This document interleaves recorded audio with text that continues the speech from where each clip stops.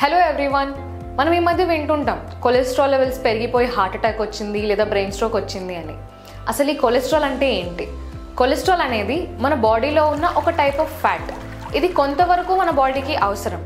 కానీ ఎల్డిఎల్ అంటే bad cholesterol కానీ ఎక్కువైనప్పుడు మన ఆర్టరీస్లో అక్యుములేట్ అవ్వడం స్టార్ట్ అవుతుంది. ఇలా అక్యుములేట్ అయ్యి మన హార్ట్కి కావాల్సిన బ్లడ్ ఫ్లో తగ్గి హార్ట్ అటాక్ వచ్చే రిస్క్ పెరిగిపోతుంది. కొలెస్ట్రాల్ బాడీలో సైలెంట్గా పెరిగిపోతుంది, మనకి సిమ్టమ్స్ ఏవి కనిపించవు.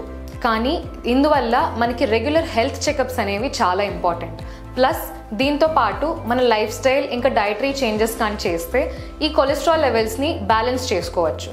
ఇందుకు మీరు చేయాల్సినవి, ఫస్ట్ ఫైబర్ రిచ్ ఫుడ్ తీసుకోవడం, అంటే ఓట్స్ లేదా ఫ్రూట్స్ అండ్ వెజిటేబుల్స్, ఇంకా ఫ్లాక్స్ సీడ్స్, చియా సీడ్స్ ఇలాంటివి తీసుకోవాలి.